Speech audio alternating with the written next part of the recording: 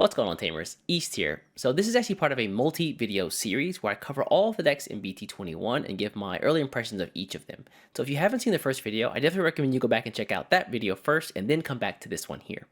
Anyways, happy watching, enjoy the show. Let's take a look next at my favorite deck by far. Not the best deck, but my favorite deck to play with this past week has been Gammamon. The more I played with this deck, the more I loved it. I liked the old Gammamon deck a lot, but it was really hard to use, I think. But this deck right here, the level 4s and level 5s just like having nice easy recursion. So if something dies, you pop back another like level 3 or level 4 on the board, you get its effect. Feels great. And because they have the new level 4 Gullus Gammamon, right? Who can, whenever he's played, you can just put a level 3 from your trash underneath him, and then you can delete a level 4 for shits and giggles, is great. And then if you put the purple Gammamon underneath him, whenever it's destroyed again, you just get a free tamer. So you can just take your Digimon, turn them into tamers, and just get a bunch of memory the following turn. I mentioned in the past that it was kind of a hard deck to pilot because there's so many different card effects that you had to juggle at the same time. Like trying to find the right line in different situations was kind of tough. But now the newer cards definitely make the deck a lot easier to pilot. I think some of the newer effects have really like standardized some of your lines of play. And yeah, the old cards actually still do synergize surprisingly well. When you take a look at cards like the Arcturusmon level 6, to some degree, the Proximamon is actually quite nice. The old Cannon Weissmon, or Cannon Weissmon, however you pronounce that. Those cards are great in this deck. I like them a lot. And like I mentioned before on Proximamon, in a game where a lot of effects are starting to revolve around you being able to attack, it's really cool to be able to just set up a stack that is kind of like a tuning fork. And he just like destroys something, pops out something on your side of the board, destroys something, pops something out on your side of the board. So whenever you can't actually make an attack over something, you just let your Proximamon do the work for you, and you get like another like spawned level 4 for your triples, which is nice. Yeah, the option being able to like basically go into Proximamon for free is also very nice. If you can stack underneath your Siriusmon whenever he attacks or he evolves, you can just like go and use the delay effect from the option, just go into a Proximamon for nothing. Some of the challenges with this deck, though it is easier to pilot, you still need to make sure your hand, sources, and trash are set up in the right way. Some cards only pull from trash. Some cards you need to have some cards you need to make sure that you don't spin so that you have them in sources, or it's just put in sources for later. Some cards you need to trash so you can put them in sources later. This is a lot to go around. Like the new Regulusmon being able to let you play out a Cannon Weissmon, you need to make sure the Cannon Weissmon is set up correctly. Otherwise, like, you just get nothing and he just dies. Also, you do lose some firepower when the opponent doesn't have a board to interact with. So if there's something out on the field, I feel really good about like being able to do a ton of stuff. The Arcturusmon inheritance effect, letting me just like discard security whenever I kill a Digimon, is great. And with the Siriusmon, the new one anyway, it's so easy to get that, or to do that, right? Pretty much everything in the deck powers him up by like 2,000, and even some of the tamers do that. And then whenever, this huge, massive level 6 swings, you just kill something that's weaker than him. It's kind of nice. Yeah, it's not the strongest of the new decks for sure, but it's definitely the one that I had the most fun playing. The tamer feels really good, being able to like also kind of tune off of he got like tunes off of the old Hero Amanakawa tamer, where if the old hero at start of turn puts something in your sources, you get the +1 and card draw from him. The new hero just kind of says, hey, I saw that, I'm gonna do the same thing. So I guess my question then is, any questions? RB1, yeah, one of the things I thought about, because one of the challenges was like I feel like I didn't have a lot of firepower when my opponent had no board to present. I thought about using the Hero Tamer that gives you security attack +1. Considering you have the new Gammamon, the new Battle Gammamon, yeah, that's what that one's called. The new Battle Gammamon, who lets you play tamers if you have 2 or less, or 1 or less rather. And you've got the old Promo Gammamon, or RB Gammamon, who lets you play tamers whenever it's deleted in Inheritance. I feel like you can just get that out pretty easily. I wonder if like adding in the security attack plus Hero Tamer might be the move. Are you trying more of a toolboxy level 4 with old Cannon Vice and Regulus, or focus more on big stack or recursion with new Regulus plus Cano? I used a mix of the new Cannon Vice and old Cannon Vice, and then new Regulus. That was like the way that I built it, or at least that like I built up to it. Yesterday we had a 28-person tournament at locals, and BT21 legal Gammamon took first place, destroyed me. It was scary strong now. Dang! Why was the Gammamon legal? What does that mean?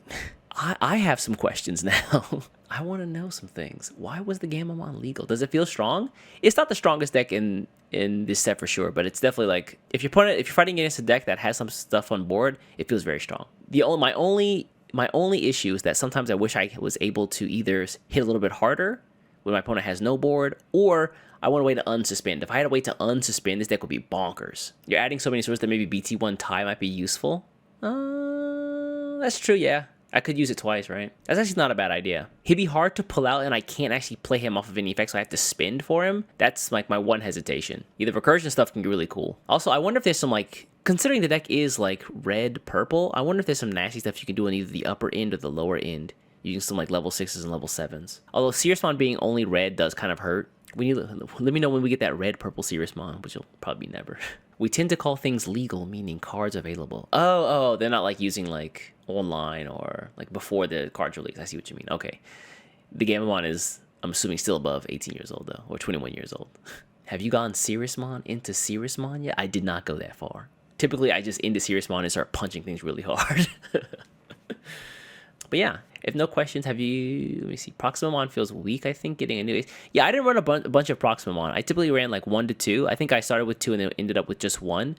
But I think he's really useful in cases where your board gets stuck because you can't attack for some reason, and you can't get over something. So I think Proximamon feels like that really interesting niche. Because his effect is what, end of turn? It's not like on play or on evolve. It's like end of turn, which is nice. Ooh, Arcturusmon in the villain set might be. Where can we find all of these lists, all of my lists for all of these decks? For Ultimate level members, they will be available later tomorrow. So, Hero. This is a deck that kind of surprised me as well. I thought going into Hero, this was going to be Hero Slop. Like, it didn't look great on paper, and I was pleasantly surprised. This deck definitely wears a cape, and it definitely shows. I think it's really cool that it somehow finds a way to take a bunch of old effects from previously released sets, keep those themes, and then also make a cohesive pile of cards that work well together. Utilizing like save mechanics, tamers, not dedution, but like cost minus evolves. I was pleasantly surprised. And then similar to Adventure, it has this really interesting pool of cards that makes it building for it really fun. And I think there's a couple of different ways you can go with it. And the way the cards are, especially the Crossheart cards, which I think are kind of like the star of the show, you always have an angle for an attack. This like Taiki Kudo Tamer is bonkers alongside some of the Crossheart cards where you can just like play a card down, attack, end of attack, you can like destroy it, cost -5, play something else, rest the Taiki Kudo Tamer, attack again. You can keep doing that as long as you have Taikis that are unsuspended. That to me is like wild. So I really like all of that. And the fact that like you never feel like you're down and out definitely feels very heroic in a way, right? Like even if your board is like wiped, you still have an option. And you know, when things go really bad, you've also got the Tai Tamer in the back who can just basically play anything in the deck, right? Well, not anything, but like most things in the deck. Yeah, the Omni Shoutmon really does feel like the star of the show. Like he makes the deck, in my opinion, like so much more offensive. That and all of the, I said this for Crossheart, and I'm gonna say it again for this deck. There's no way a deck with this many rush cards and inheritance can be bad.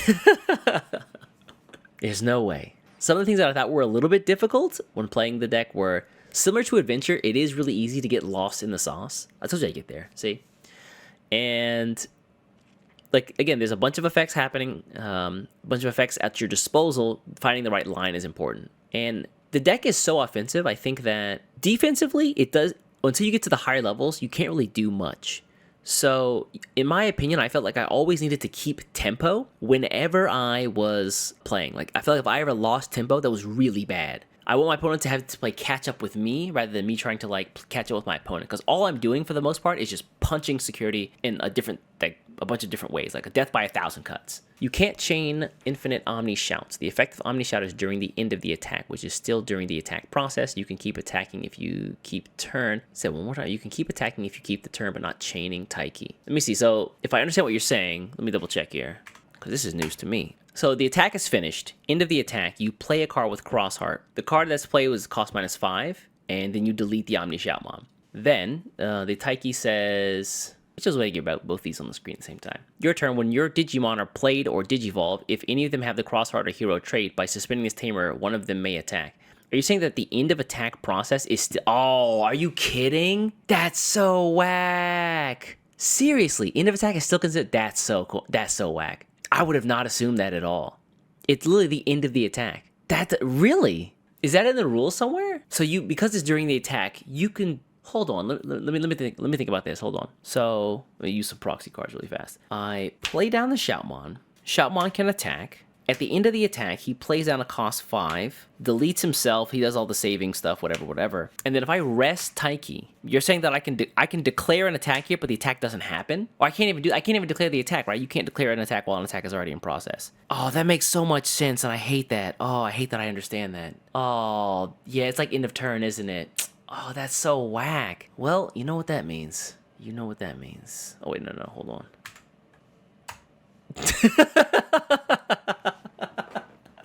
Look what you did. Look what you did. Now what they have to look forward to is just the attack and then arrest your Digimon Superior mode. Oh, that's so unfortunate. You ruined it, Emmy. Look what you did. You killed the deck. Well, that was Hero, folks. Did they lose a star on speed also? Damn.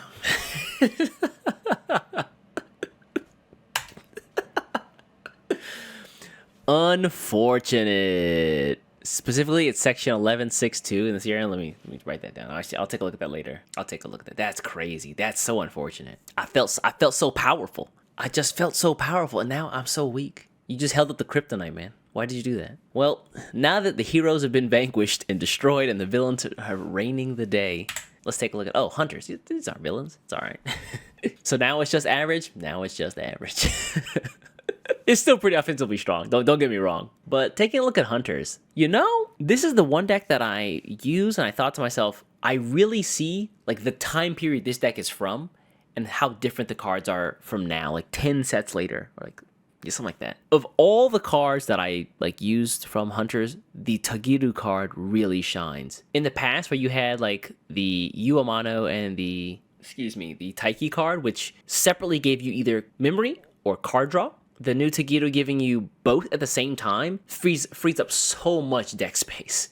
It's so nice. The new Arrestor Dramon. If you had any doubt in your mind that the deck had trouble playing Tamers, the new Arrestor Dramon just letting you play the Tamers is really good. And it helps you keep pace with like the current speed of the game, in my opinion. Also, I just forgot how funny the old Arrestor Dramon Superior Mode effect was, when it's just like, that's a cool thing right there. Can you put that underneath your Tamer for the rest of the game for me? I forgot how funny and how fun that effect was. It's like, hey man, that's a crazy level 6 you got right there, man. But can you just put it underneath your Black Tie Tamer? I'd really appreciate that. Thank you. Yeah, like the combination of seeing like the old stuff and the new stuff, like especially like the new cross-up card is so cool, considering when you lose actually this kind of goes into the challenges, but like the one thing that I was really careful of when I played this deck this time around, or one thing that I learned really quickly, was that when you get to your level 5s, you gotta be really careful because you're no longer getting anything back. Like playing a level 5 is like, you're like, just there is no like safety deposit. Like level 5 is like, that's it. If this stack dies, this stack is all gone. And all those saved cards are also all gone. So you have to be kind of careful about how you use those level 5s.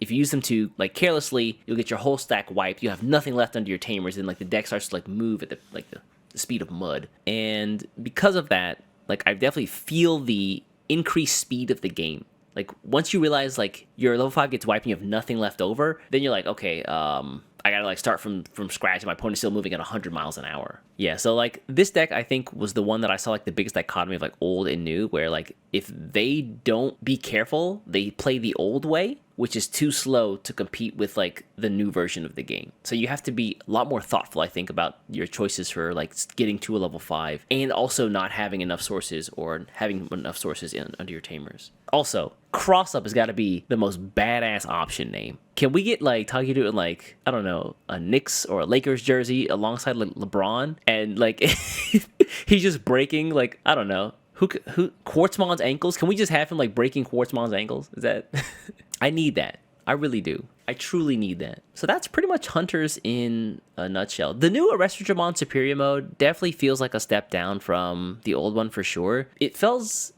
like the new Hunter card, or the new hero cards, really force you to kind of bully on board, where you have like, you just have to have the bigger Mon. And Arrestor Dramon, I think, is like one of the poster boys for that, where there's no removal effect. He just has Raid and Piercing, and he gets plus 1,000 for every source. That plus the plus 2,000 from some of the newer hero cards, like the Gumdramon and the Arrestor Dramon you see here, are kind of what they're expecting you to use to get over some of the other bigger threats in the game. Tagiru and Taiki just dab each other up as the art. Yeah. That would be sick. I need an artist on that ASAP. And that's again, that's pretty much Hunters. Oops. Any questions? Yeah, Old Superior Mode definitely feels like it's a card made way ahead of its time, for sure. I definitely feel that a lot. If not, let's take a look at... I think I did these in alphabetical order. So next is Medusa. I think it's Medusa. It is Medusa. It is.